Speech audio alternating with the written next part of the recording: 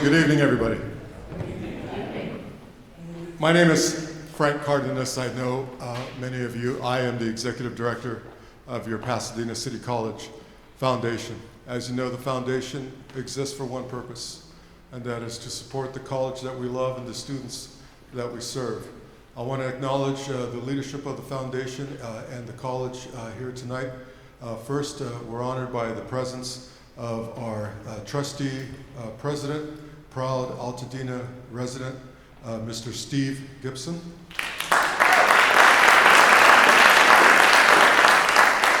And if I were to name all the dignitaries in the room, I mean, we could just pass around a piece of paper. You could all write it down, because this is a room full of dignitaries, from Carol Liu to Brenda Galloway, who is also here. We're going to have Brenda back on campus in September to have a special celebration of the Galloway family and everything that the Galloway family has meant to Pasadena City College and to the area. Tonight, we continue our series. It's about 10, 12 years running now. This is our Hometown Legends series presented by the Pasadena City College Foundation. Many of you know it was started about 10 years ago by one of the best friends that PCC has ever had, the great Nancy Davis, who had a vision that besides just raising money for the college, what we should be doing is we should be presenting the college and our treasures, our students, to the community so that they could see what it is that they are investing in. That when you invest in Pasadena City College, you are investing in the very best of what we have to offer today, the very best of what our community has in store for it tomorrow. And so we've been doing that, and we've been doing that at various venues around the area, as many of you know. After the Eaton fire, our director of development, who had just arrived when the fire started, Dr. Amy Carnes, and our superintendent president, Dr. Jose Gomez, and I were talking in his office about how do we continue to acknowledge the legacy and the pain of what we have all gone through with the Eaton fire, but yet do so in a way that also celebrates the best of what PCC has to offer with some optimism moving into the future. This is a true story. Jose couldn't be here tonight because, in keeping with our commitment to our partnerships with our local schools, as many of you know, Dr. Lawton Gray, who is a tremendous leader at Muir High School, the dual enrollment graduation happens to be this evening. And because that partnership matters tremendously to Pasadena City College, Dr. Gomez is necessarily over there as he is on his way to the Pasadena Educational Foundation event at Pasadena City Hall, their annual fundraiser and get-together, because the entire PUSD, as we know, is mightily important to Pasadena City College. Jose hopes to get here later in the evening, but he did want me to share with you how this evening came to be. So back in August, Bobby, Jose and I are in his office, and we're talking about what can we do programmatically this year to acknowledge what we went through as a community, but also to celebrate our students and what PCC has to offer. There was a copy of the Los Angeles Times. This is August of last year, so you know where this is going. There's a copy of the Los Angeles Times that's on his desk. And I pick it up, and lo and behold, there is a feature story of a gentleman from the Altadena area who, like many, including some in this room, lost his home in the Eaton fire. And this gentleman's name is Bobby Bradford. And there's this great big picture of this gentleman, this legend, Bobby Bradford, which now adorns our program cover this evening. And I'm reading through this, and I said, Jose, this gentleman taught here for over 30 years. He's a Lancer. He's one of ours. I am not yet a deep and profound jazz fan, but I know enough to realize that the universe was telling us something that day. I think what the universe was telling us is that if we really want to acknowledge and honor what we all went through, but we also want to acknowledge the tradition and the history and the promise that is PCC, it's time to bring a legend like Bobby Bradford home. And so we are pleased to be able to do that, to have a conversation with Zach Matthews, a former colleague of Bobby Bradford when Bobby taught here at Pasadena City College. And to do that, to introduce Mr. Bradford, we have a very special introduction by one of the best aspects of what we have here at PCC right now, and also a note of promise of what is in store for us moving into the future with the leadership coming out of Pasadena City College's student body. And that is our Vice President of our Associated Students, Jai Watkins. Now before Jai comes up here, come on.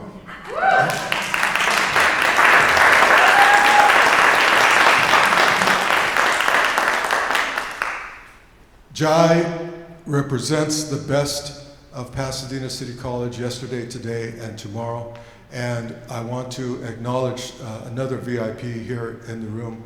After many years of effort and documentation and hard work in the community and here on campus, under the leadership of Dr. Kerry Boland, your Pasadena City College this year was designated finally as a Black serving institution. Thank you, Kerry Boland.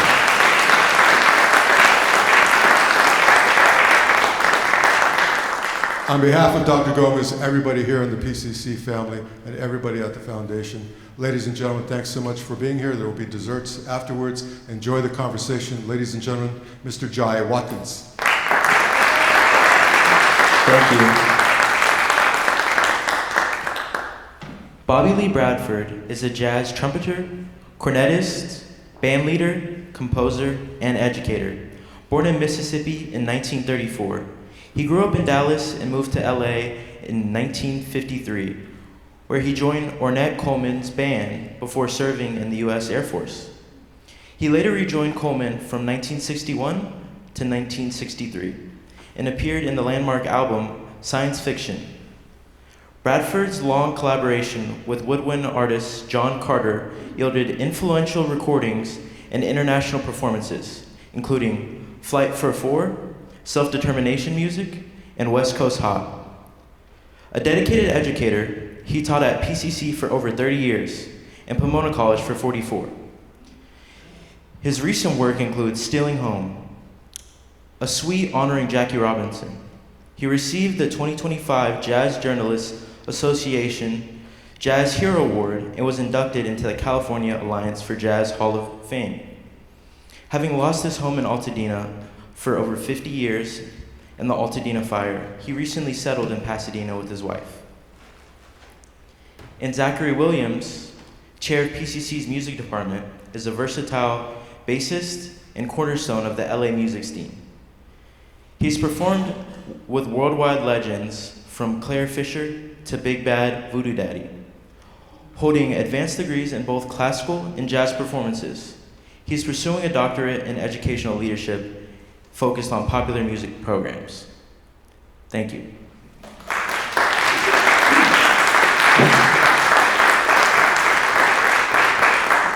Good evening, everybody. I'm gonna sit here with my old colleague, and we're gonna have a conversation. It is such an honor to be here and be able to have this full circle moment with Bobby. I've been here, teaching here since the 1900s.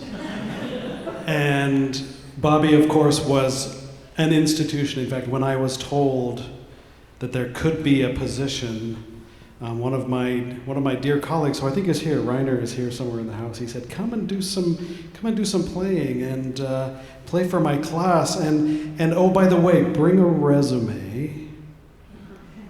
And I met with another colleague, Paul Killian, who we had a conversation.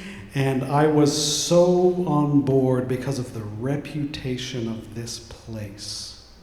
It was such a strong reputation that there was no question that that was a relationship that I wanted to make happen.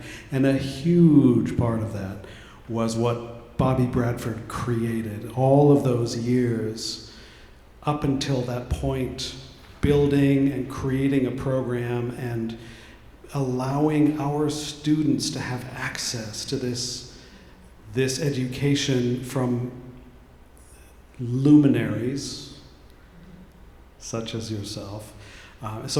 From that point, it was such an honor to be brought on and part of the faculty. You saw my name on some of those programs. We got to play together just a little bit here and there. And I was just so pleased to be part of that program. Now, you don't want to hear, you're here to hear Bobby talk about his experiences. And we had an opportunity to get together and meet a few times and think about how we wanted to shape this conversation. And with the help of the foundation, we came up with a marvelous list of questions, which I'm going to start with. But I think some of y'all know Bobby, right? You've met him, you know him. This conversation is going to go where it goes. And so what I've been telling people is it's going to be great. I'm going to meet with Bobby, and I'm just going to like, here's a question, and I'm just going to like flick it off, and then we're going to see where we go. So that's the plan. We're going to see where we go right now. And we're going to start at the earliest days with the earliest question, which is, what are the earliest musical influences that you remember? Yeah. Use this. Is this coming through okay? Yeah. Now, you're going to have to crank it up a little bit. I have some hearing loss. I have hearing aids from the VA, which don't help. Starting off on a bad note here, but I could barely make out all of what Zach was saying there. Is there any way you can do that without bothering the audience, cranking it up just a bit? I hope so. So going ahead, hoping that you're dealing with that. I suppose my earliest recollections would be in church. I come from on my father's side, a long line of Mississippi Baptist preachers, the kind who know how to hoop, as in hoop and holler, right? So I sang in the youth choir, like it or not. I was in the youth prayer group. My father was a deacon. As far back as I can remember, you went to church every Sunday, like it or not, and you took what came at you, no questions asked. And I'm trying to qualify what will follow this to the extent that the music that I heard from the adult choir and the music that the youth choir sang, of course, they were pretty good. Our group was more ornamental than functional in the church. But what I got from that, you see, was an early foundation in what we'd like to call the tonal and rhythmic nature of American Negro music. Now, when I begin a phrase like that, I have to always qualify that to the extent that the Negro spiritual now, you can't change that to the African American spiritual because of the politics around it. That doesn't work. You see, the Negro spiritual was created by the American Negro, a creature who looked at the world as a Negro, identified as a Negro by slave master, and his slow assimilation into the slave master's culture. So black people brought from Africa with them a wonderful music system. It didn't include any basic harmony now, bass, tenor, alto, and soprano, believe it or not. But it was powerful rhythmically and in tone color. So as the black man slowly assimilated into the master's culture, a lot of Africa disappeared. The language disappeared. What? I've had students say to me, Mr. Bradford, you know any African? I said, I've never been to Africa. I don't know any more about Africa than you do. You follow this? I do know Gooba. That was the West African word for peanuts. I didn't know that then. Right? But what I'm after here is what comes out of this assimilation process is the music that we can trace to this black man. Now, this doesn't have anything to do with the politics of the day. We were just talking about now the nuts and bolts of the music. So rhythmically, what they brought with them were real strong rhythmic background and a tonal background, if you will, that not quite the same as the slave master's music. But see, what's going to give here? With black people, the language disappeared, but not the speech patterns.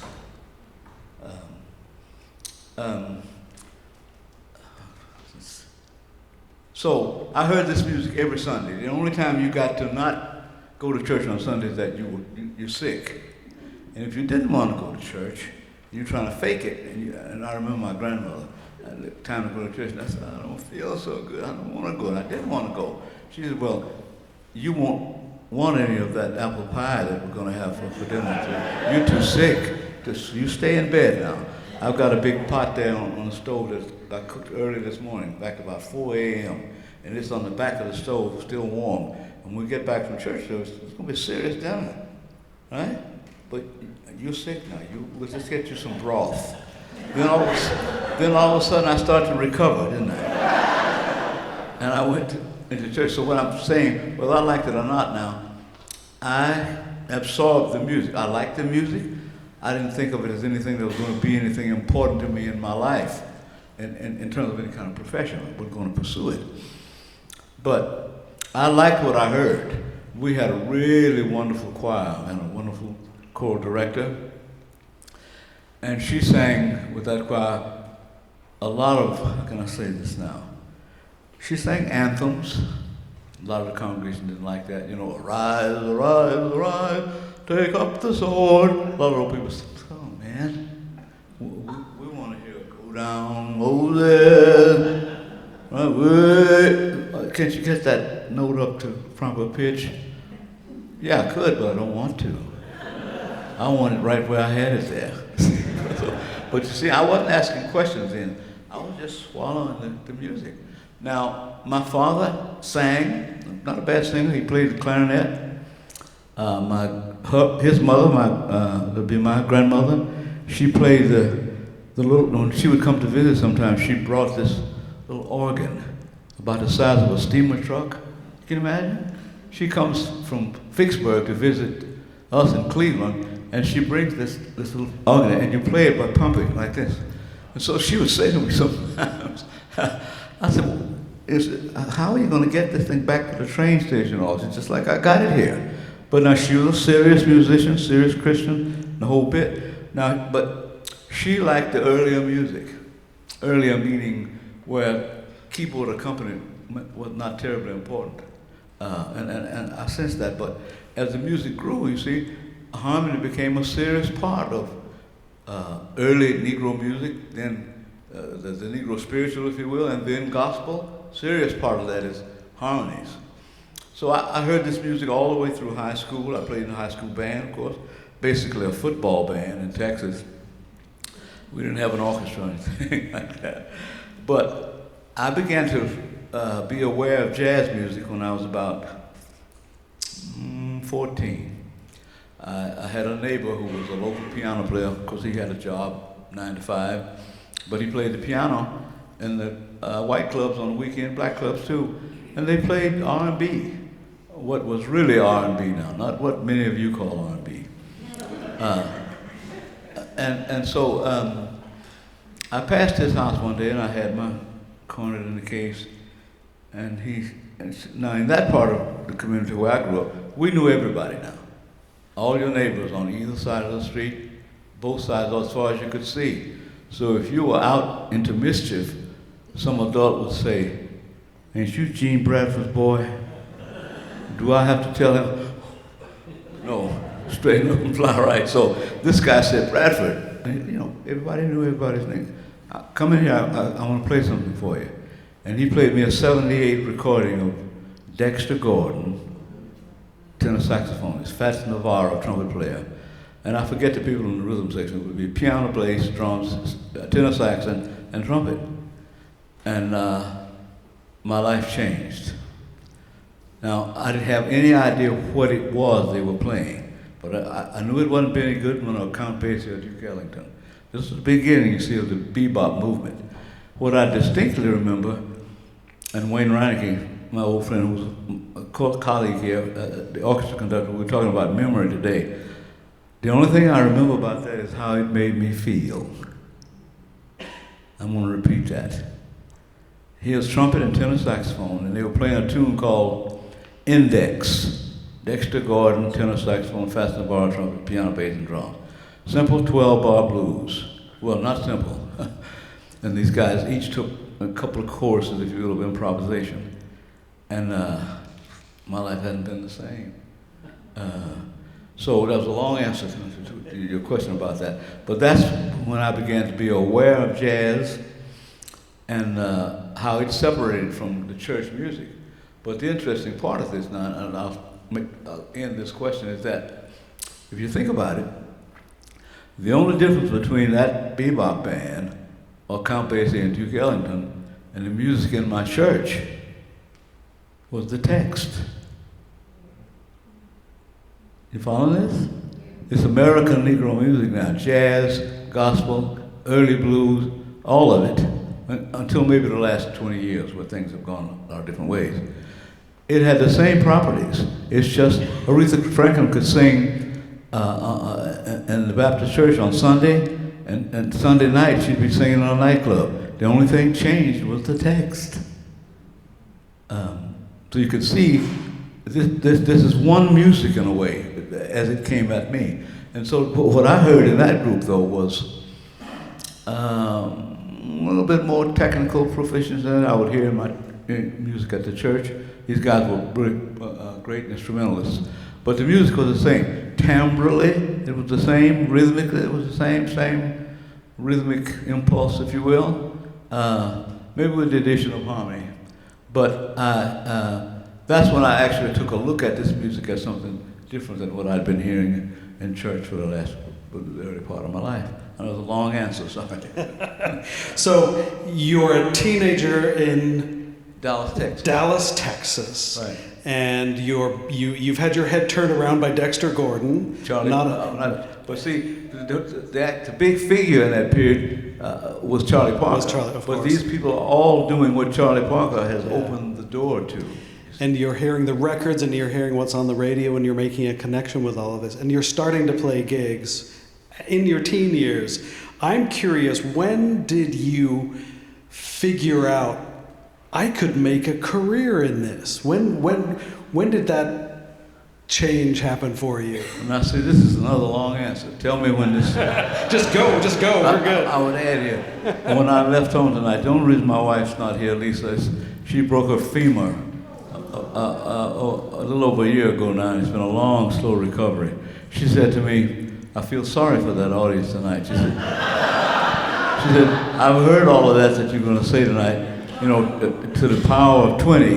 And especially since you haven't been teaching in the last 10 or 15 years, you're going to just really lay it on, aren't you? So she said to me, now ask somebody to wink at you if you've gone too long or something like to tell me, that's good, Bob. So you can say, that's fine.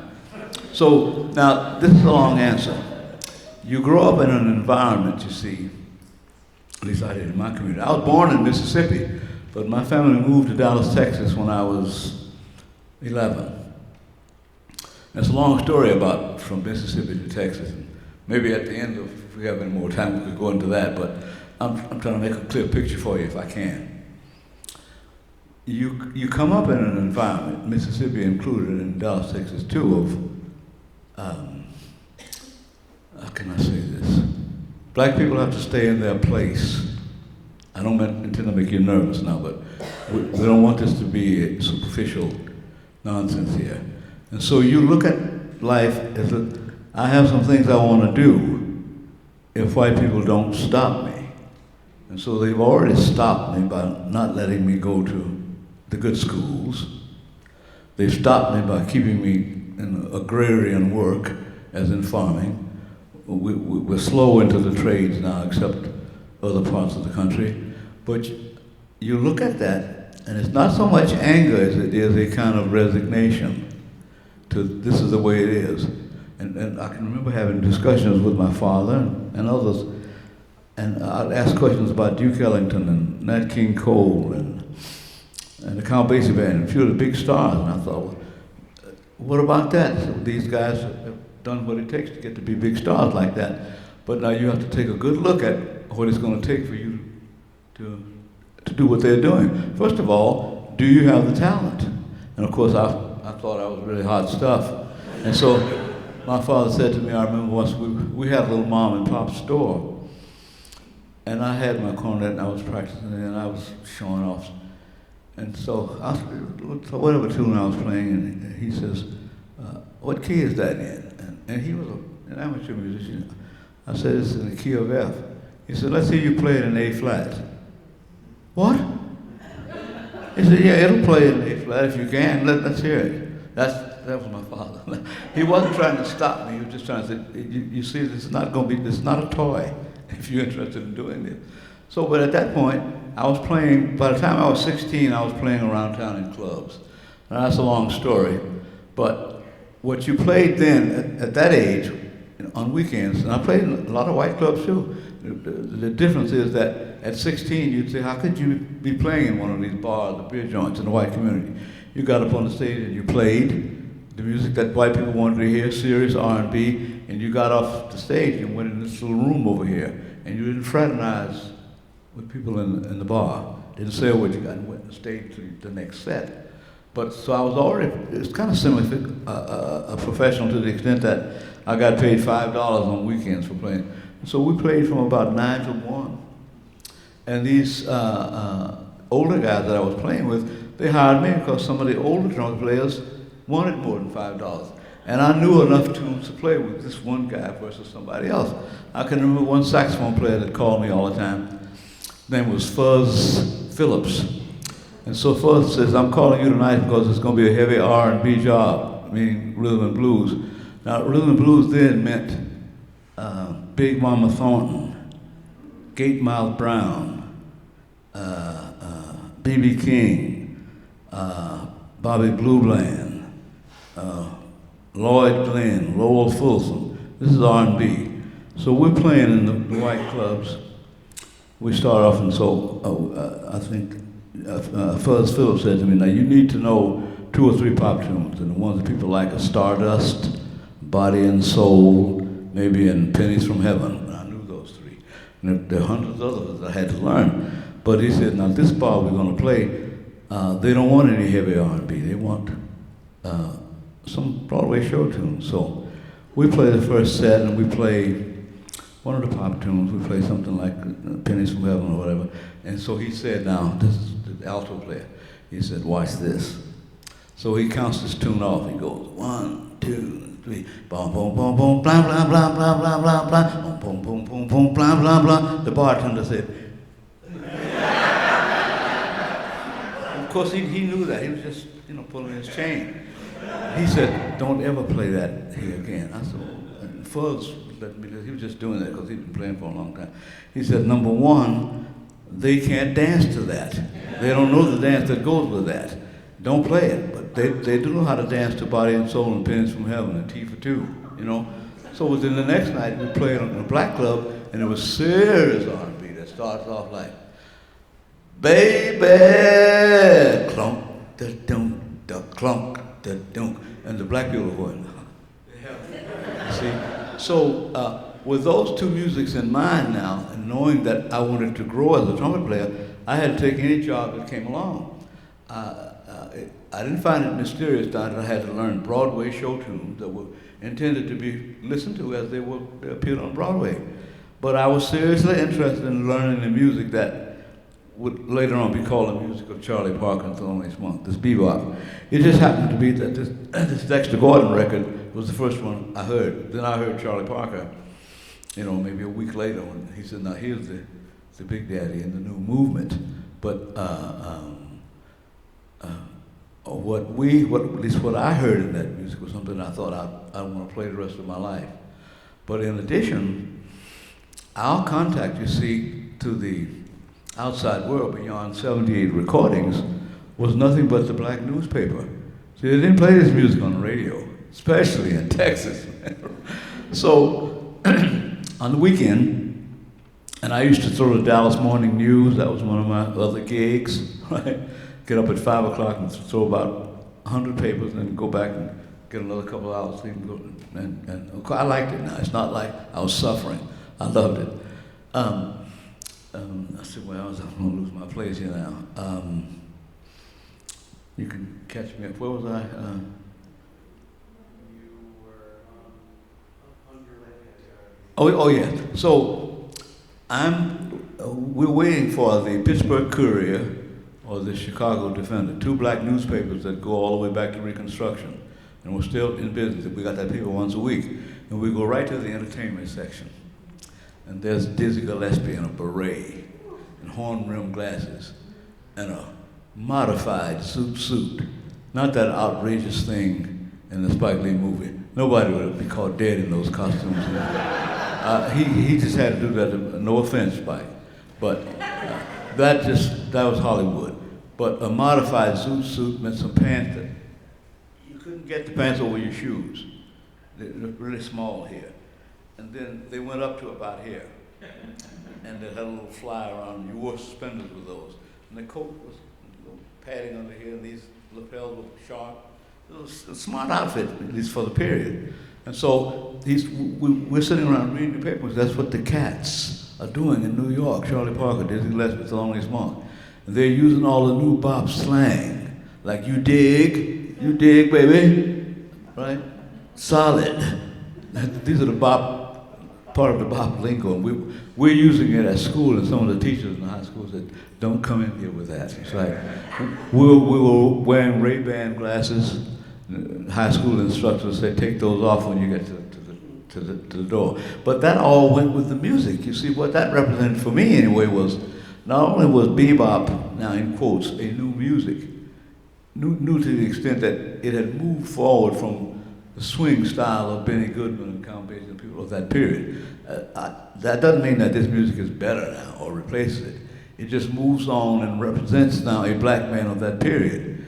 You can't expect to get bebop from a black man, an adult male in 1905. Because bebop said, we're not going to shuffle around on stage, and we're not going to do any eye bucking, any dancing, and any throwing things up in the air and catching them. We don't do that. And you see, that's 1905, that's too early for a black man doing that. So the boppers were naming their pieces. Charlie Parker named his pieces Ornithology. What's one of my favorites? What? Confirmation. All these names that meant we'd like for you to appreciate us as artists, and we'll remind you of that by our stage demeanor, our vocabulary, and the excellence of our performance skills, and our slang and lingo and all that goes with it. Since that period of this earlier black man, that's over. And of course, you'll get hostilities towards them from outside and inside, you see. But I was in heaven, you see. I graduated from high school in 1952, and I was off to a small Methodist college in Austin, Texas called Sam Houston, where I would continue my music education. Well, I think it's a fascinating time period that you sort of musically came of age in an era where the music went from being popular music and dance music to really being art music, and it really just kind of blew the doors open to some of the music that we'll talk about with you. Some of the music that went much further away from popular dance music, oh, yes. but further into the realm of art music. So I would love to. This doesn't have to be a chronological story of Bobby Bradford, but I'd love to talk about that period that I feel in your life was really important between college and when you ended up in the military. Kind of talk a little bit about that, how that ended up there, and how your military experience affected you musically. Okay. Well, now how did I get in the military? I was drafted here in Los Angeles. I left high school in 1952 and went to Austin, Texas. Well, to make this make some sense, I graduated in mid-year. That was my choice. I had enough units and all, and I had gotten a scholarship to go to this school, and it was one of what people refer to now as historically black colleges. There were two in Austin, Texas: Tillotson, which was originally a girls' school, Methodist, and Sam Houston. Now this Sam Houston has nothing to do with Sam Houston of the wars in Texas. No, it's another person named Sam Houston who gave the ground or the land that they needed to build that college. So when I got there, this is a good place for it to go. This is a small college, probably 700 students, and the curriculum would prepare you to either be a high school band director or a choral director in the Methodist Church. There was no majoring in history or in performance or in composition, and that you're going to be music ed. So I went right into the program like everybody else. But now, we had a jazz band. Now get this, it was not part of the curriculum. We wanted a large jazz band like Duke Ellington and Count Basie, 4 trumpets, 4 trombones, 5 saxophones. And we all got together and we'd meet in the gymnasium on Tuesday and Thursday evenings with no supervision. But we used that equipment that was available to us. And we hustled music from, that we could from other schools. But my point is, how can I say this? Wouldn't one expect to find in a black college in Austin, Texas, something about Negro music in the curriculum? Wouldn't you? Nothing. No history of Negro music, nothing about the Negro spiritual, nothing about jazz, nothing about blues, any of that. You just pick that up, so to speak. And I've heard students say, well, there's nothing to say about that. You know, you're black, you just automatically know that. Now, that's ludicrous, isn't it? It's okay, you can laugh at me if you want to. I'm prepared for that. But all of us, had been bitten by the Charlie Parker thing, you see. So we met on Tuesday and Thursday evening in the gymnasium, and periodically we'd get this band booked over at the University of Texas for fraternity and sorority events. But in this band, fanatics, 2 or 3 people in there were just. I thought I was a fanatic, but there were people there who were way ahead of me as a player. In fact, I'm thinking of a couple of guys in the band who I think were actually professional level players. One who went on to play with Dizzy Gillespie, one who went on to play in the Lionel Hampton band. But what I'm after here is that I'm going to class every day, taking traditional European music, techniques, harmony, good stuff. You need it. But in one discussion once, I remember we were in a situation where the president of the college came to the music department, and he was trying to take one of the groups on a tour to help raise money for the college. And somebody asked the question, we're trying to raise money for this college that would prepare us for a job that's not waiting for us. What will I do with a degree in European music? When I graduate from this college, let's say I have a BA in music. Now what will I do? Will I join the Dallas Symphony? It's okay. Will I join the Houston Symphony? No. Will I write some music that the Houston Symphony might play? None of that. And so at that point, when it occurred to me that I wasn't getting what I wanted at the school, no disrespect, I decided to come to Los Angeles. Well, a lot of things that happened in my family during that period. My mom and my father were divorced. My mother and her new husband lived in LA. So I think I'll go to Los Angeles. And so I called my mother. I was staying with my biological father at that time, me and my older brother, Eugene. So I said, I'm not going back to school in the fall, man. I want to go to my mom's place. I already wrote her and talked to her and all. She said, you can come and stay with us until you find a job. That must not hit any bells, right? And so as soon as I got to LA and was staying with them, the first thing I did was not get the trumpet out and go play, go find a job. Because now there's my mom, God bless my mom and her new husband, but there's the stepdad. And here you are at the dining table in the evening, big hot meal waiting. You find any work today, son? No. Keep looking. So that's okay. You can laugh, friends. There's no. You can see now all the thinking that goes with this. I know all the thoughts you're having now. You go ahead. And so, except that in folklore, it's always the wicked stepmother, isn't it? In this case, it was the wicked stepdad who didn't want me to practice in the house. I can't stand that trumpet. And that's reasonable, you know, small house. And so, within about 10 days, I found a job at Bullock's, downtown LA, 7th and Hill, as a stock boy. You know, you're on the floor where furniture for sale, a lot of stuff, and the guy said, Bradford, you're wearing a little smock. He said, Miss Buff Orpington here likes that chair. Right? Go in the basement and take it out to her car. There's a demo on the floor. Well, later on, we'll come back to this. Ornette Coleman started to work there during the same period that I was there too. and we'll talk about that later if you want to talk about my association with him. But when I got that job, I stayed on with my mom and my stepfather for another 2 or 3 months, and I found a room. And so it was a place that was owned by a bass player, a place that I could practice.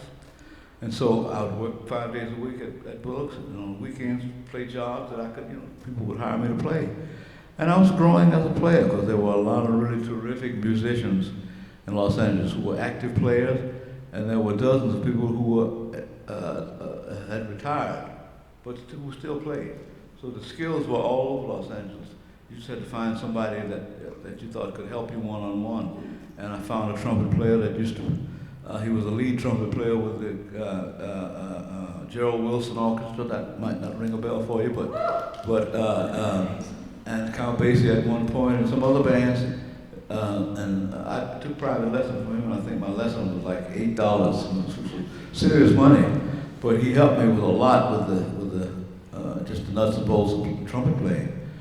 Then I got hooked up with an R&B band. We were traveling up and down California in those, like Central California.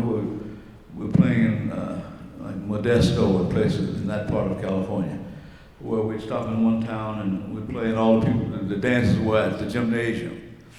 And a lot of Latino and black kids would be in the audience. And we were playing the R&B hits of the day. And this band that I was playing with, this guy was called King Perry and his, I forget now, Grasshoppers, let's just say, King Perry and his Grasshoppers. And so we did a little tour back in Texas and parts of Oklahoma. And I'm, 18 now, 17, 18. And I'm making $125 a week. That was more money than my stepfather made on his job. I couldn't wait to get back and say, so there. I didn't tell him. And so then I come home after one of those trips. We went up into Canada. We went as far as Moose Jaw in Canada. And that was that big thing, the big celebration they have up there once a year, where there's rodeo and all this stuff. And they had us as an R&B band. I just, senior moment here now, I can't think of it.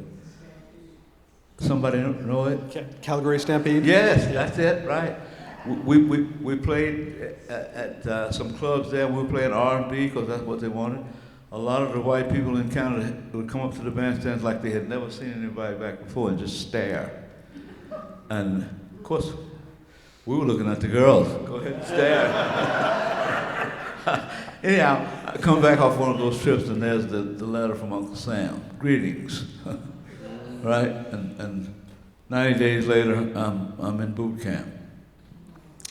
And out of boot camp, you take these tests to see what they want you to do for the Army.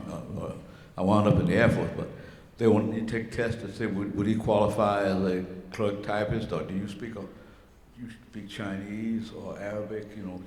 No, I don't. Do you do this? Well, if you did, you had some special skills, you get over there, right? I took some tests, I don't remember what they were, but it said I qualified for going to school for, let me get it right now, aerial reconnaissance. Now, what kind of test can they give you that say you'd be fine for aerial reconnaissance? Maybe you told them, I studied bird. So, now this is the interesting part, though. We're sitting there, and he said, you also qualified for going to school for whatever. And he said, but right now we need some truck drivers. So you and the rest of these guys go over there. And while you're waiting for an opportunity to audition for the band, if anybody wants to audition for the band, can't do it until the regular audition person comes through. In the meantime, we need some truck drivers. That's the first time in my life I got to drive a big truck that had, 8 wheels or whatever it was, like stick shift. And I found out what double clutch meant. Which, right? But I liked it, I must say. But anyhow, so the guy comes through when you audition for the band. Now, I haven't been playing, the lip's not quite up to snuff, but he brought a little book that they use, a standard audition thing for the bands. He said, okay, play this on page 1. That was da-da-da-da-da. Play page 4, play that. And it keeps getting harder. By the time he got to about page 15 or 16, it started to get messy. And I was really worried, man, because there were places there where the tempo was about like this, and you're going through all the keys. And he said, tongue's kind of sloppy, and I can work on it, I was saying. Anyhow, so when this is all well and done, in about a week or 10 days, you'll hear if you qualify for bands. And I did, and I got a band assignment in Bryan, Texas. That was my first, official job as a bandsman. And this little town is, I guess, geographically, it was close to Houston. But it was an air training base. It was out in the boonies. A lot of open space, I suppose, for obvious aviation training. But this band, unlike a lot of the other air bases, we traveled. And so all over Arizona and New Mexico and Wyoming, there were air bases, training bases. So when they had graduation programs, we'd fly into the base and play for the big ceremony. See, we had to be one of those traveling bands. And we flew in the Goonie Bird, this, what is it, somebody help me here, two engines. So C-47, does that ring a bell? Anyhow, a twin engine plane. And so we'd fly in, you sleep that night, get the next day and play these long parades and reviews, passing reviews, the generals, and something might come up in the area, some local thing. Farmers were doing something, they'd invite the band, and they said, we want to stay on good terms with the local people, so you guys will play for them. And I remember once, that's another senior moment here. I'll go on, because I won't think of that, but in this band, and there were about 30 players, something like that. There were 2 PhDs in music. I don't know how many master's degree people. People from Eastman, the rest of the music schools. Yeah. A lot of education. And these people were there because they were trying to keep from going to the Army. Of course, the Army, then when you were drafted, was only 2 years. But if you went to the Air Force, it's very unlikely that at the end of boot camp, they were going to throw an M1 at you. They did at first, you see, but after you took those tests, the people who didn't qualify for that, then you got an M1. And you're waiting for the next thing that comes up where you're going to need it. But we traveled all over the Southwest, and not only the Southwest, but we played. I remember once we went to play for a performance, the same band, and I'll get off of here. We played in Thule, Greenland. We flew in at night under the ice pack. I never saw anything, and we flew out the next day. I never saw anything. The air base there is, Anyhow, so we were there for some big ceremony, and we played in Fort Worth for some of the big generals, because we had that SAC Strategic Air Command band in Fort Worth. We played for their officers' wives. But where I'm headed with is there's some really well-trained musicians. 2 or 3 trumpet players. The one trumpet player that had played with the New York Orchestra. I remember Barry Browner. He taught me so much stuff about trumpet playing, about embouchure, intonation, and I didn't get it all, but I got a lot. So, but we had jazz groups too. Now, we go around sometimes, and I'm going to end this question.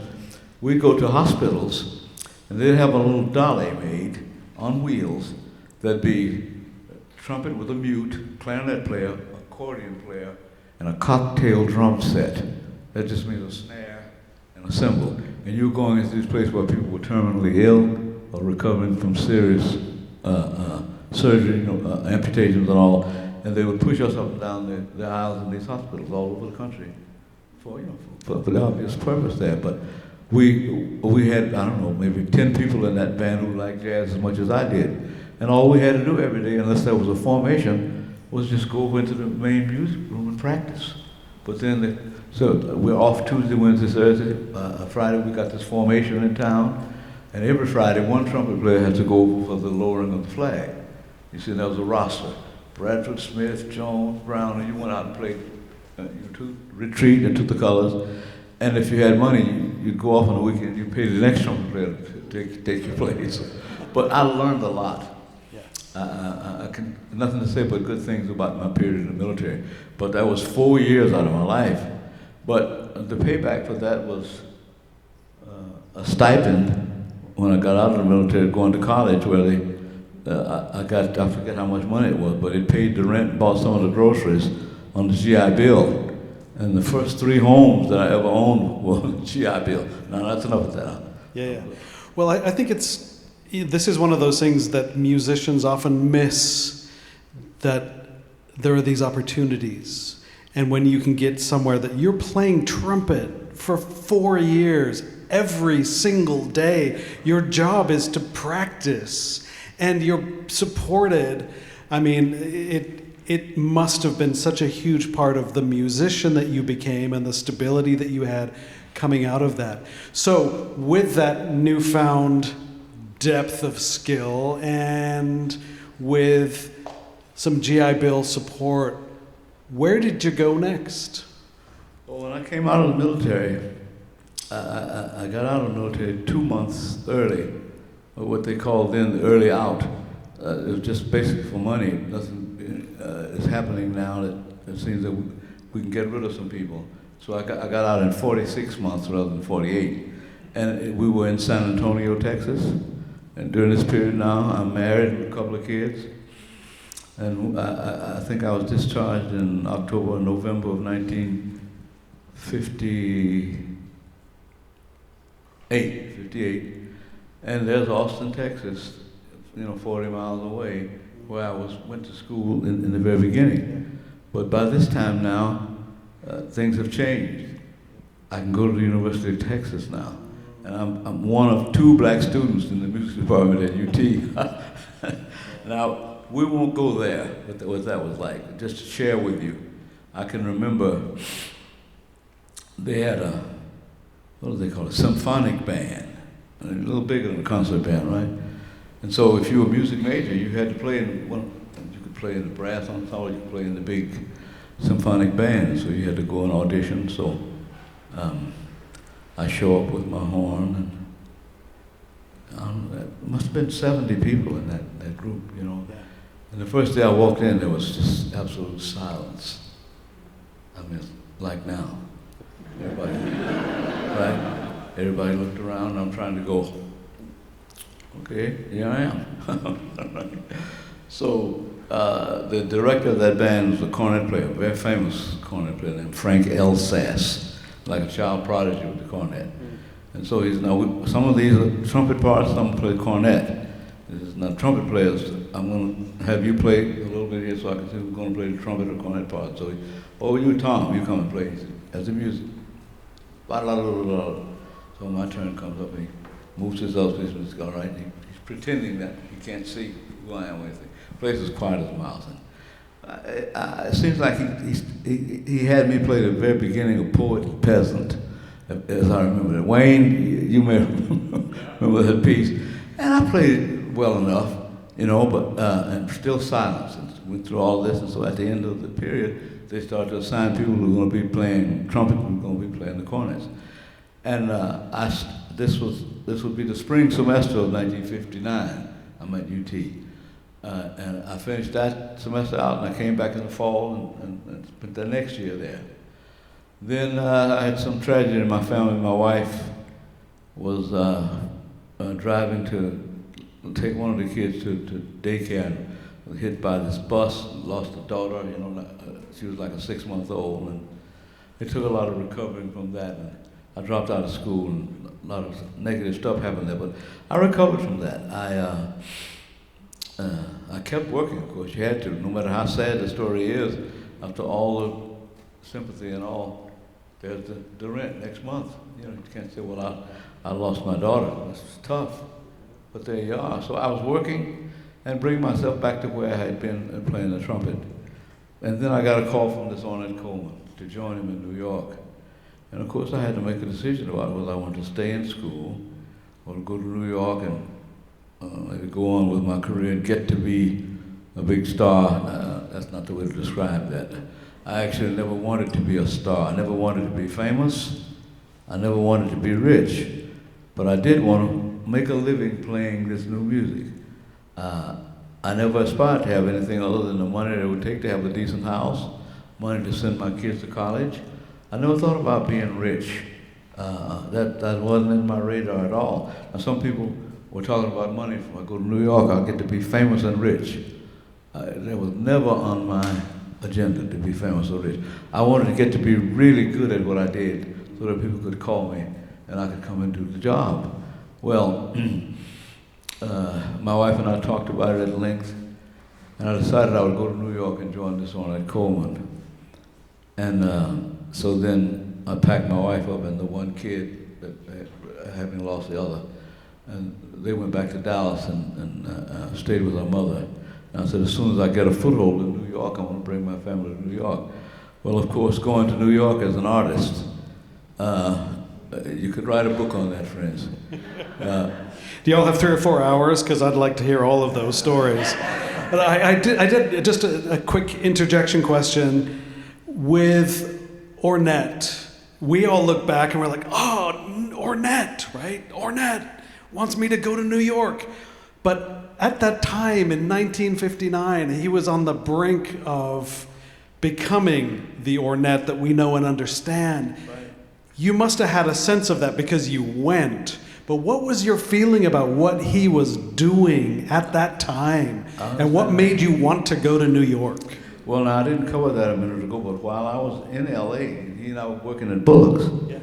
He was playing around town, and he invited me to come to his place. He said, he's from Texas, and I knew him in Texas. But he grew up in Fort Worth, and I in Dallas. We weren't childhood friends, but I met him several times in Texas. But I ran into him in Los Angeles. The same time I left to go be with my mother and my wonderful stepfather, he came to Los Angeles to get married. And he had been dating this young woman for a long time. He told me, I just got here, I just got married, and it's in L.A., and I'm staying with my wife's parents now. And I went, And he said, I need a job. I said, well, I have a job at Bullock's, and if you want, you can go with me today and I'll introduce you to this guy, and maybe you can start to work right there. So the guy did hire him. And so we worked together for, I don't know how many months there before it was time for me to go into the military. But even before that, I was playing around town with him, not every night now, because he played with other people. But he was playing a music now that had sort of one foot still in the traditional bebop, but beginning to bring his system into the music. Now this takes a little backstepping here. For a lot of you who love this music, and I don't want to bore you with this, but to go into a club and hear Charlie Parker play a tune by Cole Porter, I'm just picking that because you can relate to that, or Gershwin or somebody, or Duke Ellington, whoever. You get up on the bandstand, you alto saxophone, piano player, bass player, and drummer. That's the basic bebop band, and I'll explain that to you in a minute. And so you get up there and you play the melody to this song, and then you begin to play these spontaneous improvisations, being guided by the chord pattern of the song. So you see, if we're playing Embraceable You, and you play Embrace Me, My Sweet Embraceable, that inner tune, My Sweet Embraceable You, now you begin with your improvisatory sequence there, but you have to follow the guidelines of the chords of that tune. So anytime you play something that doesn't sound right, the musicians will say, don't you know the chords? You see? And which meant you playing a lot of wrong notes, you must not know the chord. So Ornette was beginning to write some of his original tunes, but he was also beginning to move away from what you expected playing the Cole Porter tune. And his answer to that question, and I've heard it asked many times, well, why don't you want to play exactly what Cole Porter wrote right there? He said, I don't want Cole Porter to tell me what to play. You see, he said, I like Cole Porter's tunes, and I'll play it. But once I start to improvise, Cole Porter's music says you should be playing A flat minor 7th in the 11th bar. He said, I may not want to do that. I may be at a point in the improvisation where that's not appropriate. Well, oh man, people start throwing things in. Because you see, the status quo said this guy is a fraud, he's a charlatan. He doesn't want to follow the chords like Charlie Parker because he can't. But he just got through playing a tune where he did follow the chords. But he didn't want to sit still for that. Now here's the guy, and I don't have any problem with this, that was a musical genius. Now, he's basically self-taught, to the best of my knowledge. He went to high school in Fort Worth, and he played in a basic Texas football band. He didn't have any theory or anything. And when we were, sometimes when we were working at Bullock's, we both would bring our horns and go in the basement and practice. Well, out of earshot of people, nobody cared as long as they couldn't hear it. So, but what he was saying is that I think jazz at its finest, you see, should be about the moment. And so the moment is mine. I come here to play tonight, and I take the horn out, and I'll play this piece, and then I'll start to improvise. Now, up to this point, I had to follow the roadmap that Cole Porter wrote. Nothing wrong with that now. But I may not want to do that. So I'll decide now, I'll just take the Cole Porter tune and I'll bend it out of shape. And of course, nobody, well, not, a lot of us liked it. First time I heard him, I said, I don't know what he's doing, but I like it. So we'd be playing a 12-bar blues, and at the end of a 12-bar blues, you turn around and you go back to the beginning. Just keep playing that same pattern over and over. He says, I don't want to do that. If I start playing an idea, and I play do-dee-bit-up, do-dee-bit-up, do-dee-bit-up, and the chord goes, so I don't want to go there. I may want to go spoink right there. I don't want to go where the chord goes. That's a ludicrous approach, of course. That didn't stop him. And so when I left and went to the military, my mother used to write me and say, I see that guy that you used to play with, I see in the local newspapers, he's moving up. And by 1959, I got a letter from him saying, well, I saw in the paper he's gone to New York. Well, you see, the people in New York now, they're not all ready for that, because the status quo said he's a fraud. But the people who are really into the music, the cutting edge, they thought this guy was a genius, and I'm in complete agreement. He had a concept of improvisation, and this is in my mind now. Jazz at its finest may be the earliest New Orleans jazz, where these people were totally untrained, and all they had going for them was this desire to create. And sometimes they'd be playing a march, a simple march that they learned from the Spanish or French occupation there, and then they just start playing. And so when there's one story where Louis Armstrong said in one of the first jobs he had, they were going to march down the street in New Orleans and play. And the guy said to him, what key? He said, just hit it. So whatever you play, just make it work. Make it work. Do something new that we haven't heard you play. And so, of course, the better musician you are, the better that's going to work out. So when Ornette got his, I think it was October of 1959 that he appeared in New York with Don Cherry, a trumpet player from LA, Charlie Hayden, bass player, and I think Billy Higgins, a local drummer. And one group said it was a sensation. They were the new voice.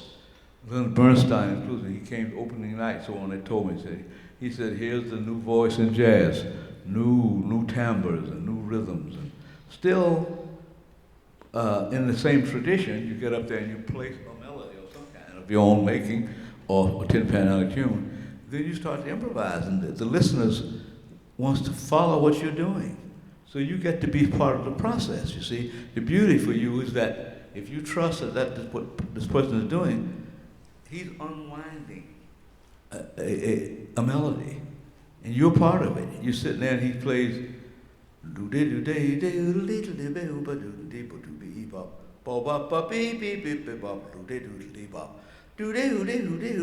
where's he getting this? You see?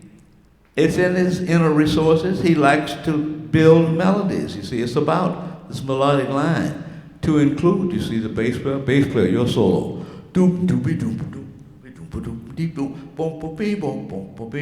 Drummer, your solo. Clap, ding, bop, dee, bop, boom, boom. Flap, flap, flap, flap, flap, flap, flap. That's not on the music. Yeah, that's in my head. And so he was the center of controversy, obviously. In much the same way was Dave Brubeck, the center of controversy. And so his star started to shoot up, started to make records, and I guess the rest is history, as they say.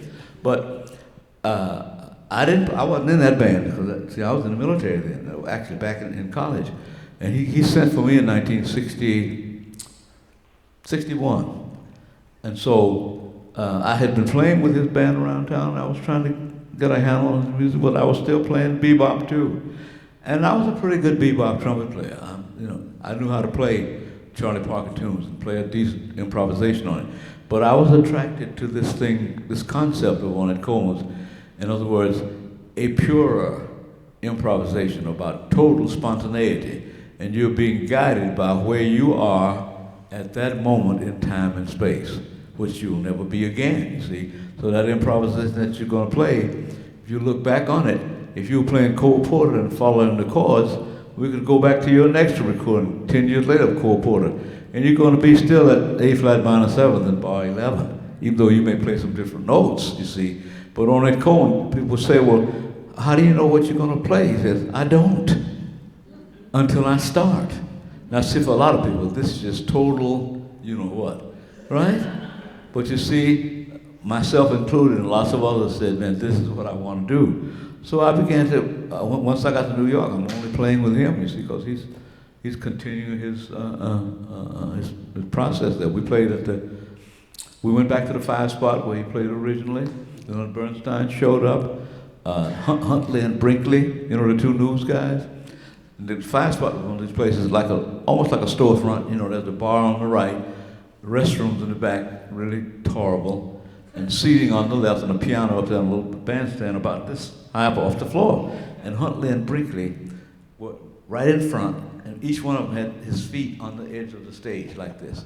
And so I said, Ornette, you know those guys? Oh yeah, those guys from the news, and you'll love this now. So the taller of the 2, I think that's Huntley, right?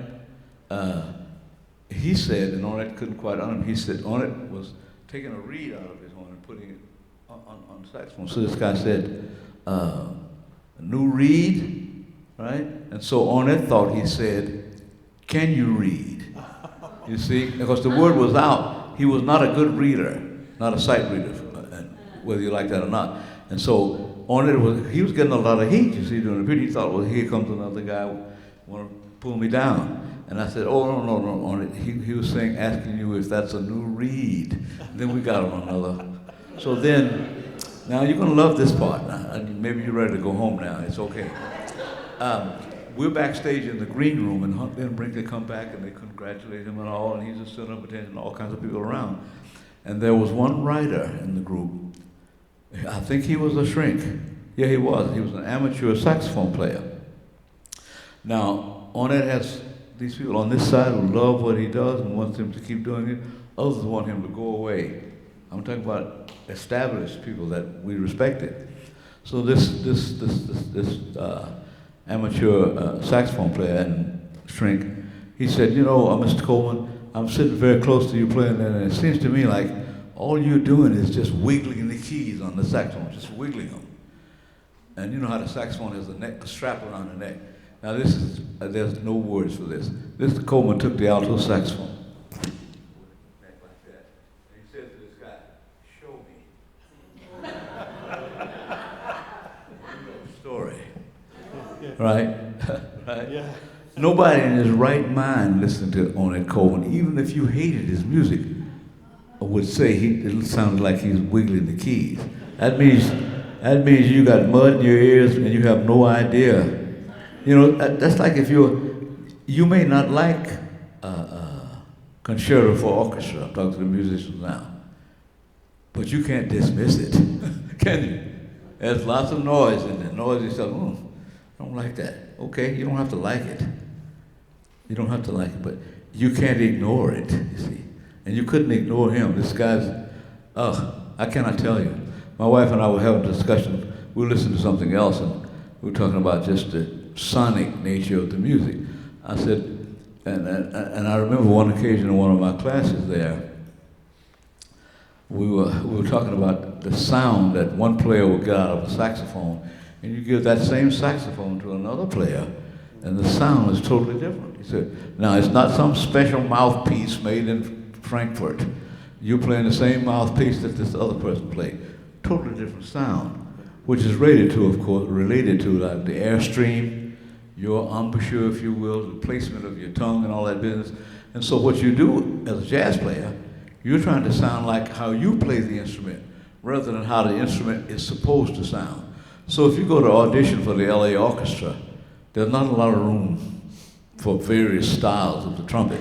very little margin for variation how the trumpet's supposed to sound. You see, but with jazz, people are expecting you to have your own voice. And for those of you who are fans, a tenth of a second and you know it's John Coltrane or somebody copying him. A tenth of a second, you know it's Miles Davis. And Miles Davis could take your trumpet and get that sound. Maybe take a couple of minutes for him to familiarize himself with your cheap horn. But he could do it. So Ornette Coleman has this unbelievable sound. You see, and we didn't have the mics then. Here's a band, there are 5 of us, there's only one mic. And it was the old mic that looked like Darth Vader's mask. You know, little slits in it like that. RCA ribbon mic. You're right, and we both played into that mic. So now I, as a player, some nights I got to stand right next to him and just really hear what this guy was up to. And I thought, this is what I want to keep doing, you see. And I did for a while until things start to get difficult in New York, and that may not be where you want to go now. But well, you know, that actually makes for an interesting segue, because I want to make sure we get back to LA, and I want to talk about how you ended up here and some of your time at PCC. There's a whole universe of post-New York time, and as much as I want to sit with you in New York for the next several hours, no problem. Well, what got me out of New York was I was in New York with Ornette Coleman in 1961, 62, and the first half of 1963. Now, in the beginning of 1963, maybe late 1962, he started turning down jobs that were being offered to him, you see. And so we had played at the big clubs in New York, in Philadelphia, in Boston, and some other places, and all the big clubs in Manhattan. And so we were getting ready to go back into the 5 Spot, which was the place he played in the beginning. And so he said, now I've got a new band here. And the 2 guys who owned the 5 Spot were Iggy and Joe Termini. 2 wonderful people in terms of wanting, they didn't particularly like the music. They were running a bar, but there was a crowd, you see, and they were in business. So anyhow, he said, Ornette said, well, now what's the money? He said, well, the same money that you got before. He said, oh, no. No progress. Now I'm there, and I was following him around in that period, waiting to find a place that I could, of my own, but I was staying with him, sharing his place. So that I was just on his coattails, so to speak, in that period. So he said, oh, no. He said, now when I played here last time, it was dead winter, snow on the ground, and there were people lined up outside after each set waiting to get in. There's a line going that way and a line going that way, and it's 20 degrees outside, snow on the ground. And Iggy and Joe said, yeah, that's true. And he said, you made money. Now here we're coming back, and you want us to pay us the same thing that you paid before, and we're going to have people come just like we did before. He said, well, anyway, that's what we're going to pay. He said, well, now you're not going to get Ornette Coleman. He didn't say it in any kind of malicious way. He just said, if that's the best you can offer. And I think, if I remember correctly, he was offering like $2,000 for the week for 5 players. Yeah, of course that was pretty good money in 1961. So Ornette said, you know, I think I'm going to have to continue this. These club owners have to see that if they want my music, and he didn't waver on that. He said, if you want this product that I have, you're going to have to pay for it. He said, I've done my wood shading and done the work here to present this expression, and I expect to get paid. I don't want to have a part-time job here in New York and then playing on the side. And so, but in the process of doing that, the money stops coming in. So I and the bass player and the drummer, we all had families. And so I said, well, you're going to have to do something now on it. Maybe we'll make one big tour here and come back, and then you can boycott the clubs and show. He said, oh no, we have to do it now. I said, well, you're not going to have a band because I've got a family and I got to feed them. So the bass player, same thing, and the drummer also. So it is during this period I decided, and we talked to my wife about it, and we had a long discussion. I talked to Ornette about it. And he said, you just got to hang in here, you know, when you come to New York. I said, if it was just me, that would be an issue, you know. But I got a family to take care of. And they had come to New York a couple times to visit and gone back still with her mother. And so he said, well, I remember him saying, it's tough. and you're going to have to, so to speak, bite the bullet. So the bass player, in that period, left Ornette Coleman's band and joined John Coltrane. This is Jimmy Garrison. That's when the separation took place. I went back to Texas because I needed another year in college to get a bachelor's degree. I went back to Texas, and I graduated from college, and I got my first job as a band director in Crockett, Texas, not far from the Air Force Base that I had been in before. And I spent 1 year there in Crockett as a high school band director, civics teacher, and girls volleyball coach. No, I just made that up. And so there I am there, and it was so bad in this little town. I mean, the situation for black people. My wife and I said, we can't stay. So I said, well, at the end of the year, we're going to get out of here. We're going to decide whether we're going to go to New York or go to LA. Now, she was a singer, a good singer. And she said, well, what are we going to do? I said, I don't have anybody in New York now that I can go to and stay with when we get there, with wife and kids. I said, but I can do this to my mother and the same stepfather again, right? Only And we're back. Right. Then it'll be me and my wife and 2 kids back, and the same stepfather and the same guy looking at me like, oh, you got a job? When are you going to get a job? But you know, believe it or not, I found a job, not playing music. In about 8 days, I found a job, you know, because I had, you know, got kids, you got to find a place to stay, and blah, blah, blah. So but as soon as we got settled, then I'm going into LA, sitting there with the band, jamming to make my presence known. My wife was looking for work around town. She was a good singer, a good nightclub singer. And about 1967,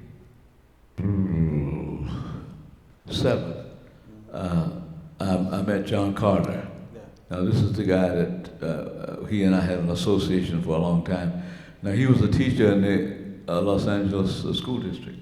You know, one of those itinerant teachers.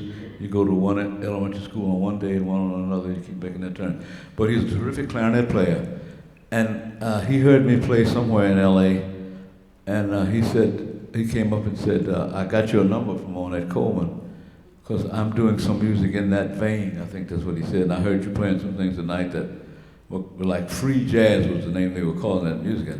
I'm interested in doing that, and I'd like to talk to you about us starting a band. And we started to rehearse, he and I, just the 2 of us. And then we added a bass player and a drummer, and I think we made our first recording with that group in 1969, if my memory is right. Yeah, just a quartet on a Revelation record label. Oh, no money, just trying to get our music out there. Free jazz. Yes, and I'd like to add, but you see, we were playing what we wanted to play. There was nobody in the sound booth going. Right. There's none of that. You just turn the tape recorder on, and we play what we play. You can ask questions, but there's no input about what you ought to play. Yeah. And some of the stuff we were playing was, how can I say it, abrasive, and by intent. We said this music, it's not all intended to make you pat your foot and have a good time. And we weren't, full of ourselves and think like we are, Picasso. We just said, this is what we want to do. And that's why we go to work 5 days a week teaching, so that we can do this. And I don't want to be in a situation, where I can't play the music I want to play. That's not the best way to do this for people who are early in their careers. It doesn't work now. You can't serve 2 masters.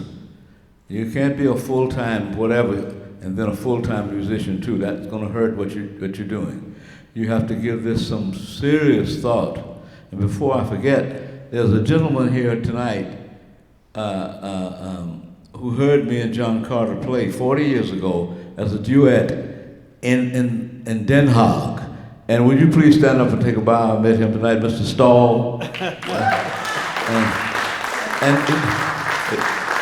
Now, he came and heard us play at the period where we were so aggressive and abrasive, you had to cover your ears sometimes. We were doing things, but we were doing what we wanted. We weren't trying to be cute now or just show off something.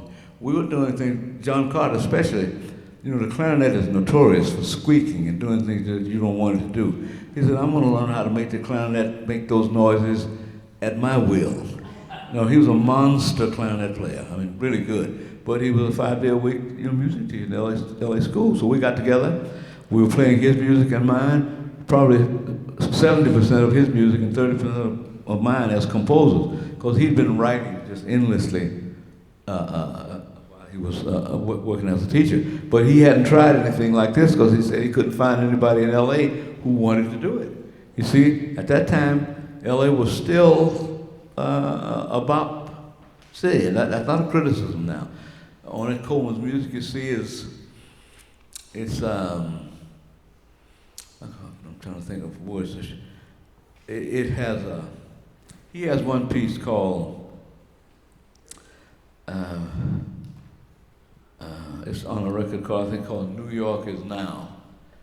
And it's one of these ballads, you see, if you will, but it's not in a strict tempo, and you have to know how to play with him. This is horrible, but I'm trying to make you sense. So the drum starts with kind of a roll, you know. And then the trumpet and the saxophone come in with this melody. It goes, do-dee-da, do-do-dee-dee, dee-dee-dee-da. Now see, that's supposed to stop you on your tracks. Somebody out there must get a little of what I just sang.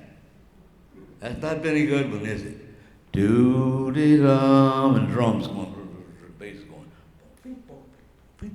do-do-dee-dee, dee-dee-dee-da. It's like an anthem, isn't it? Come on, man, I'm a pretty good singer for singing the right notes here. But you see, the LA audience wasn't ready for that. I certainly was, and so were a lot of other people here, the up and coming music students. But what he had figured out a way to play in a suggested tempo, you see, but not one that was a time continuum. But you see, if you go back far enough, at least in my church, there were some songs that the choir sang that there was no tempo. You just followed the lead singer. And so the lead singer in the choir might say, precious Lord, take my hand. And that's not, is it? Oh no. Lead me on, let me stand. So what is that? I loved it, you see. But that wasn't new. But see, he figured out a way to use it in such a way that it was a part of his voice in jazz. A lot of people will say, well, the drummer is supposed to keep time. You see, that's all you want to hear. I want the drummer to play some creative rhythms. I don't want him to just keep time. Just, here's a metronome. I can buy a metronome and have that click, click, click. I know you maybe didn't want to hear all of this now, but what attracted me to this guy, in addition to his improvisation, was he wrote these unbelievable pieces.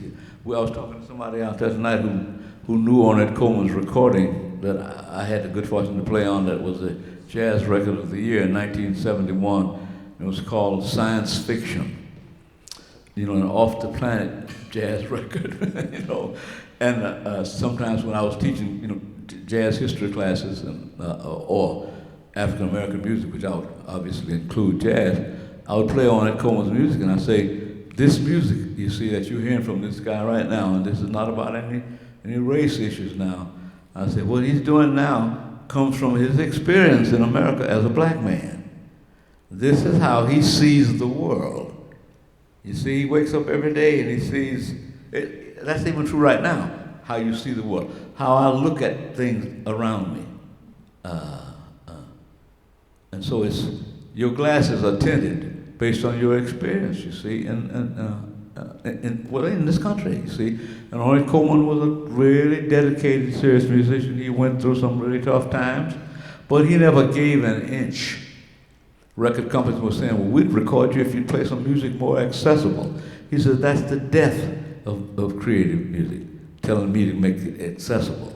There's people you can hire play dinner music. I don't play dinner music. You see, and whatever was happening, but you see the beauty of this guy is that even though he started to make money, he was prepared, you see, to live on the streets if he had to. Now you can't say that about everybody, you see. He loved what he was doing, and he was not going to compromise about it. And he did it till the day he died, even though he spent the last couple of years, sort of decline.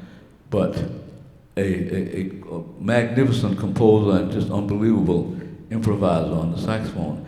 And I every opportunity I had, after I left his band in '63 when he was boycotting and all, periodically I would go back and play concerts with him and actually go back and make that science fiction recording. But I never went back to New York to live with my family after that. But for me, raising children living in Manhattan during that period was just going to be a disaster, unless you had a lot of money. You walk out the front door in the apartment that you live in there, and the dope dealers are in the street. Man, it's tough. If you decide you're going to stay, you're going to make some real sacrifices. I made my choices, and I would do the same thing again if I were in that same position. But that is a music, you see, that since then has caused a wonderful come together. You see, like that song that I was singing a minute ago, that made people who don't play jazz say, I can relate to that. I'm an orchestral player, but I like how that melody goes, and I could play that without having a conductor, without anybody keeping time, once I got a handle on that melody, because it was so powerful, you see. So people began to bring into jazz now music from all over the world. And so you have now this wonderful unconscious or unintended collaboration from people who are coming into jazz, you see, and bringing aspects of visual art and literature with them, you see. And it hadn't stopped. I got an article, a letter from somebody recently that says, Bradford, I want you to play. I'm going to be reading some poetry now, and I want you to, I'm only going to give you the first sentence of a paragraph. And you don't know what's coming next, but I want you to be prepared to respond to the poetry. Because often when you accompany poets, you can't hear what they're saying. You're just back there fooling around. That's not the right way to say it. But he said, I'm not going to be fooling around up here now. I want you to be able to hear what I'm saying, so let's get the sound right. And let's say the first line is, twilight, an evening bell, and after that, the dark. And then the next line. And whatever the next line is, the lowing herd winds slowly o'er the lay, and I'd go, do do do do do dee dee dee da dee dee, and I'm not faking it. I'm into what he's saying, and what I get from that is instantaneous because I haven't heard that line before. Now sometimes he says, I got some stuff I want you to read ahead and play with you, but sometimes I want the raw molten lava going out over the audience like this. You see. I'm having more fun now than you are. I can see that. Well, I wanted to bring this because we're here in this site, and I realize we're literally where the old K building used to be, where when you worked, it was kind of right here, or maybe we're in the auto shop. I mean, I think that was over there. But being able to bring this perspective and your life experience to education and to the students of Pasadena. As I want to wrap up our time because we need to go outside and have some desserts and talk with you one-on-one a little bit, but tying into the locality, tying into your experience of finding Altadena and making that part of your home, and the tragedy of the fire of that community. I don't even know how to wrap all of this up all at once, but I feel like this is an important place for us to get to in this conversation because your experiences in the music were so unique, and yet you were able to find a place and get hired here to talk about that and share that with the students. And it was a non-traditional path, but you were trusted to share that experience with our students for decades, and it was a very, very successful relationship. How did we get there? Well, I was, let's see now, what was I doing? Before I came to PCC, when I had come back, after the 62, 63 thing with Ornette Coleman in New York, and had taught in Crockett for a year and had come back to LA, right? I'm here now, and I've met John Carter, And what I'm doing during this period now, John Carter's teaching in LA Unified School District.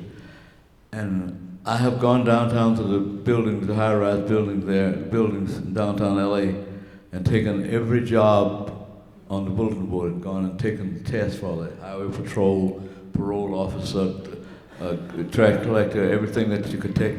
Yeah, I needed a job. You know what it's like. You got a wife. When you get back home, the two little birds are on the nest there. Right? You got to do something. You can't. Anyhow, so I took all those tests, and the first job that tumbled for me was workman's comp adjuster. What? Right? And I got in the mail and said, your test scores are great. We've got an opening for you with workman's comp. It was over there near the main office over near, is it MacArthur Park with a little lake? Yeah, right in that area. So you can start right away. And I thought, wow. So I go in and we go through the paperwork and all. He said, but now the only opening we have for you, you'll still be working for this company, is in San Bernardino. What? Now, how many of you are familiar with San Bernardino? So no offense now, but I said, I gotta have a job, man, I'll take it. So as soon as I get there and go into the office and check in, I said, I gotta find a place to live around town. So I went looking for the closest apartment to the building where I worked. Went to the front door, told the guy. He says, we don't rent a colored here, and slammed the door. This is San Bernardino. This is 1960, late 1964 or 1965. And so I went back to the main office and I said, you're gonna have to find me a job someplace else. I told him the experience. He said, well, I can't believe that happened as you described it. I said, well, let's go back. So I take this guy back to him and go to the same apartment, knock on the door. The guy opened up, he said, did you not understand what I said when you were here last time? And he slammed the door. And so the guy, you know, the manager of the insurance company says, I can't believe this is happening. I said, I can't believe you've been in San Bernardino this long and you don't know that this is happening here. So I thought I could use that and put pressure on them to take me something in LA. He said, well, that's all we got. And so, you're gonna love this. So my wife and I, we panicked over this, and I said, I can't drive all the way to San Bernardino every day from wherever we were staying, I can't remember now. So we talked to friends and blah, blah, we wound up in Pomona. I said, we'll live in Pomona, and I'll drive to San Bernardino every day, which was, you know, like a 30-minute drive, wasn't so bad. And Pomona was somewhat better, not a lot. But John Carter came to my place, we talked about, you know, doing this group and all, and so while I'm working at this workman's comp, he and I are rehearsing. You see, but I'm going there 5 days a week, doing workman's comp. Horrible, horrible job. And I don't mean hard being like hard work. I mean some really dreadful things that people in workman's comp. Not totally unlike the insurance people that we've been dealing with over the Eden Canyon issues. I question whether they're not about the same. But anyway, so I don't know how I got called, but I think it might have been the late Stanley Crouch, a black writer who's from Los Angeles, who died a couple of years ago. He and I had met. He was coming to hear John Carter and I practice and playing around town. And he said they need somebody to teach a class at Cal State Dominguez Hills in African American music, because that was a period at the time where the new black consciousness was still rolling, and Dominguez Hills had nothing like any course that addressed African American music, you know, as part of the curriculum. And so I went and talked to the people there and said, yeah, we do need somebody in that class, and we'd like for you to come and teach the class. I said, well, I'm working in San Bernardino, I live in Pomona. I don't know if I can get here for that. He said, well, we've got this class that if you can get here by 4 o'clock, you can teach this class on Tuesday, Thursday. Now, while this is all coming together, I take that job, not sure whether I can get there every day from where I was for this class. And I did that for like 2 semesters. Then I got a call from a woman who was, I think she was a librarian here, Sylvia Green. Anybody remember Sylvia? What was the last name? But Green was before Loman, wasn't it? Sylvia Loman? Yeah, right. Yeah, correct. But she was Sylvia Green Loman. Well, her daughter went to, I'm glad you saved my life right there because I couldn't remember that. Her daughter went to Dominguez Hills, and she told Sylvia there's a guy here teaching a course like you want at PCC. And when she told me about that, Sylvia called me, and I came by and talked to her, and one thing led to another. And I stopped that job at Dominguez Hills and came and started at PCC, just teaching that one class, which was called, I think in the catalog it was African American music, which of course included some jazz, but also included slave songs, you see, boogie woogie, a gospel, the Negro spiritual, and whatever else was part of what I thought would work in the curriculum. And I was just coming and teaching that one class. And John Carter and I still were doing what we're doing there. And I had a neighbor who wrote for Ebony magazine. I can't remember his name. Now, Louis Robinson. He was had been working for Ebony magazine for a long time, and he was leaving Pomona, coming to Altadena. He said, "There's this wonderful art." Okay, that's not the word he used, but he said, "We found a house there. It's closer to L.A. It's closer to things that I do. Not a lot happening in Pomona." And so we came here with him once and visited. And then our dentist in Pomona moved to Altadena. And then one thing led to another. As I saw what was happening here, we found a house there too. And I think we moved into a house on, oh boy, this is awful. Harriet, 52 East Harriet. I think it was 1968. And found a wonderfully rich community. You see, the first thing that struck me was that there were people from all groups, all over the place. And there were a lot of people that I didn't know, but I knew they lived in Altadena. The perfect place. Of course, if I'd had my druthers and I'd found a house in L.A., you see, I would have taken that, but I couldn't have afforded the house. The one we moved into cost $18,000. Yes. So John Carter and I were still practicing together. My wife had begun to find some work as a singer. My kids were going to Altadena Elementary, and then next step for them was Elliott. And they should have gone to John Muir, but that was the busing period. And so my kids were bused to PHS. But here, the beauty of this city was that the artists who were here, somehow, I never asked any of the other people what brought them to Altadena. Originally, I'm trying, if I had my druthers, you see, I would have gone right into LA, but Altadena, I came in on the heels of two of my neighbors. Yeah. One dentist and one writer. And actually one trombone player. He wasn't a professional, but he said, I'm moving to Altadena. In fact, we all lived on the same street in Pomona. And so that was an eye-opener about the community in Altadena. Well, and of course, a lot of the black communities started out in Altadena because of the redlining policies, that they found a place that became a community because it was part of that limitation. Yeah, yet, you see, but that only began, you see, in like the late 50s. Yeah. Before that, there were no blacks in that area. Yeah. But little by little, black people could see you're welcome here. Yeah. You see, then that's all you need, And the community that was built around that was something that by the time you got there, it was. And I lived in very close to Harriet, just a couple blocks from Harriet. Kenny Elliott was right by there, by Kenny Elliott, remember the drummer? He was on Harriet also.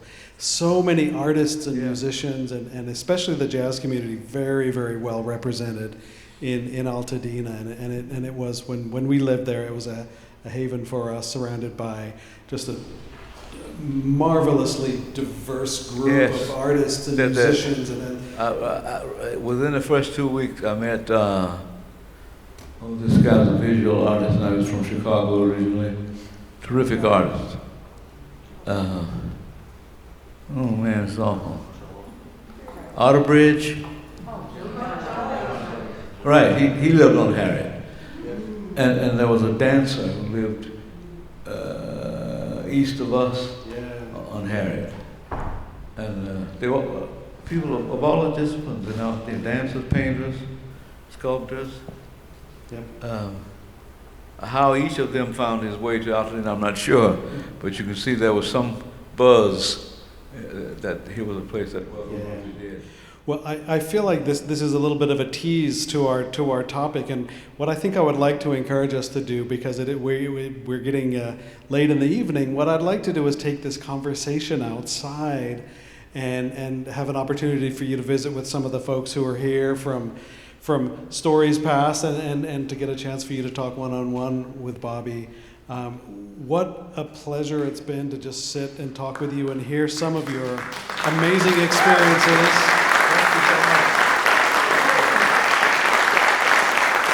And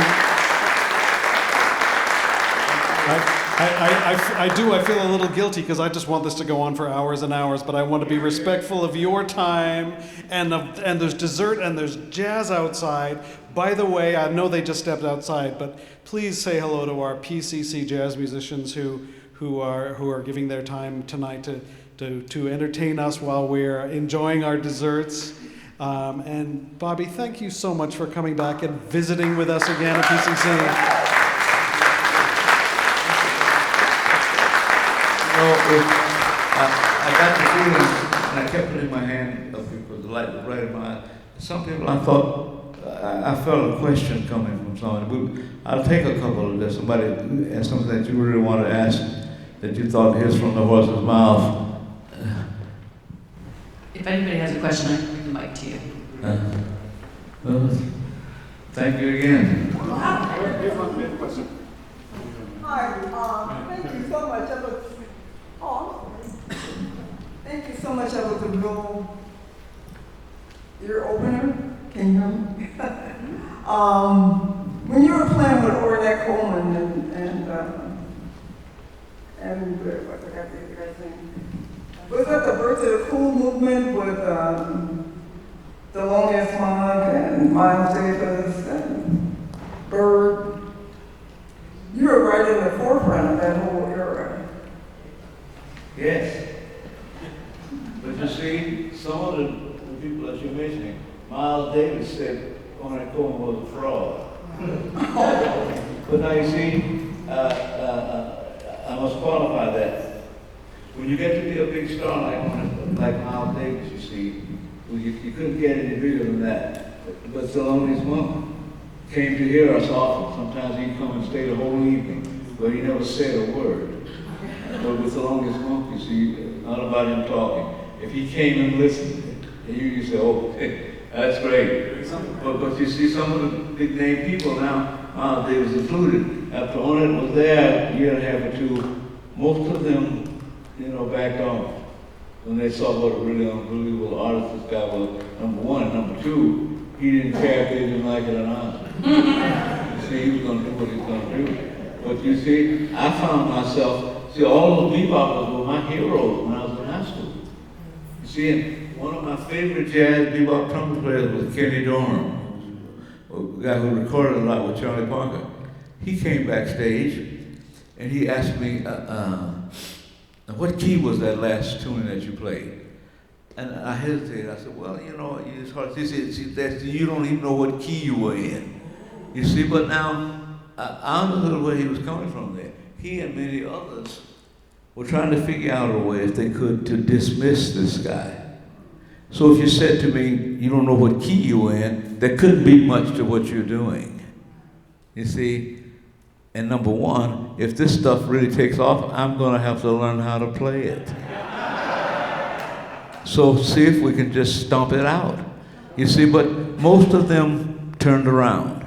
There was no, if you're an artist, when you were in the presence of this guy doing his work, see, even if you don't like Jackson Pollock, and many of us don't, and I've heard people say, well, I could do that, just come paint and spray it on canvas. Let's see it. Let's see it. And it's just like on it with the guy, he gives him the saxophone and say, hey, show me.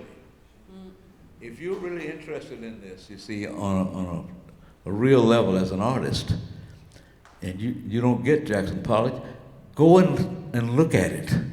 You don't have to like it, you see. You certainly don't have to like it. But you can't dismiss it as some sort of fraud. Because you could say then, I could get a monkey to do that. Go ahead. Let's see it. And if you've ever gone up close to a Jackson Pollock, I mean, like as far as the museum people with the blue coats on will let you get, and you say, oh no, I can't do that. You see. So I can't think of anybody now who's big who didn't, maybe one or two who will remain nameless. They all had to turn and say, this guy's, a serious artist and a major figure in jazz music. And it might follow that he's not my favorite, but he's really good at what he does. And I heard one guy say, well, yeah, he is what he is, but we only need one of him, right? And I don't think anybody in his right mind would want to try to copy Ornette Coleman, except as a beginner, you see. You don't want to get up there and you're 50 years old and you're still playing things that you stole from Miles Davis. You see? God, what an embarrassment. Somebody would come up to you and say, who are you? And you'd have to say, nobody. You see? Sorry. Anybody else? Sometimes I feel like people want some questions, like people would say, well, what about the nights when people would come in and start to make noise while you were trying to play? Ornette Coleman would then direct his saxophone to somebody that was making noise or talking too loud. He'd just start playing at him like that. And see, most of those people would they leave. See, because the rest of the people in the club are looking at it. The Black Genius that was exhibited during Now, the I'm not getting that, I'm sorry. The Black Genius that was exhibited during the bebop era. Do you think that exists today in some way? What is the question? So, question here, number 9, was almost exactly yours. I'm going to rephrase your question about the black genius of the bebop era.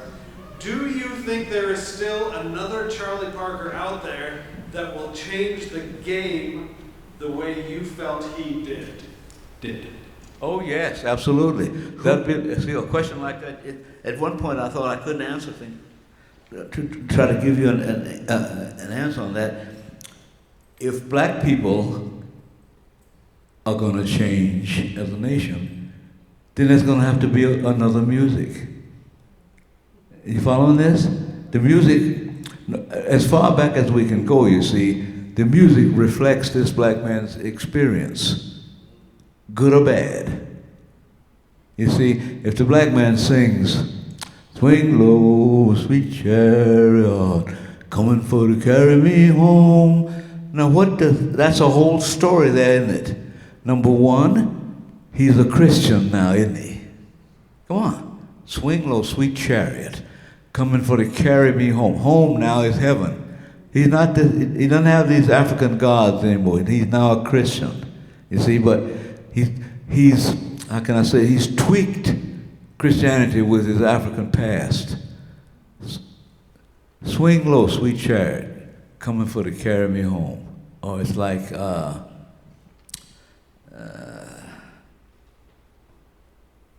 boy, oh God, this is awful. But anytime you look at the black man's music now, either sacred or secular, it's about him during that period. That's why you see so many people had trouble with rap.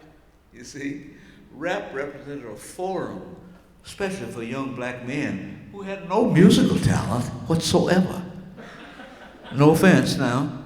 Now some of these guys are better than others, but I can't think of anyone out of that group that can sing.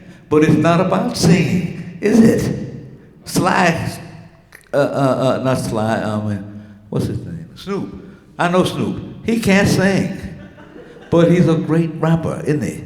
So that represented a place where young black men of a certain age who have some gift with poetry and have the imagination, they can express themselves there without chords, you see, or without actual melody. The best of them, you can't come away singing Snoop's latest rap. See what I mean? So you wouldn't have gotten that from black people in 1940. They would have ridden them out of town on a rail, as we used to say. Said, where's the tune? Well, there's no tune. Where are the chords? We don't need the chords. Well, how can you call it music? Who said it was music? We say it's rap. And it's about us at this point in time and space. But now you see, it doesn't belong to the black people anymore, now does it? Just them. Am I right? Oh yeah. You see, that's what I was talking about a minute ago. Now it's this big collaboration. It's like with Korean musicians in America now. You see, it's pulling all these components together so that we get something about, like it or not, about who we are right now. See, it's like, think of the upheaval now when they came up with the pill. What was it, 1953, something like that? And divided the secular and sacred community about what's that, somebody says, who's for the pill says now, why on earth would you want to make a woman have a baby that she doesn't want, the father doesn't want? The father's family doesn't want, the mother's, nobody wants this creature. But you want to go ahead and have this, I know this stirs up some deep stuff here now, but I'm saying, why would you want to do that to this creature? Bring this creature into a world that nobody, his mother or father, want him, her. You see, it divided the whole community. So I'm using that to say that when Ornette Coleman decided jazz doesn't have to be played in strict time. You do not have to follow a chord pattern. But you see, the essential part of the music is still there. Number one is it has the tonal properties of blues music, but it's still Western, all right? Still Western. Improvisation is a serious part of the music, the unexpected. You get up there, think of what it's like if you play on a music where you read music every night in a pit band in New York, and that's what you do. But for some people, it's like a plumber. It's a good paying job. I'm a good violin player, and I play in the pit bands and play the shows. But you don't get to say anything. And if you want to do that, it's okay. But one thing through all of these styles from the very beginning with jazz, going all the way back to the very primitive bands in the streets in New Orleans, it has to swing. Now there's a doozy. It has to swing, all right? So you say, now this you have to listen now. Right?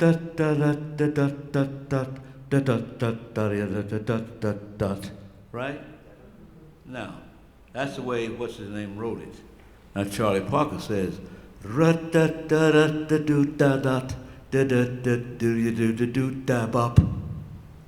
you getting that? Dop dop doo bop da doo ba ba bang. Where'd you get that bang right there? Upbeat 4 of the last. That's what the music's all about. It all swings at its best. No matter how primitive it is, Louis Armstrong, those guys in New Orleans, even before Louis Armstrong, they take one of those French marches or Spanish marches and go. Dip dip dip dip dip do dip dip dip dip dip dip dop do bop bip bip boop bip deep dop. What on earth was that? See, I like that one. I like to hear those soldiers play it, but I'm going to tweak it to what I like.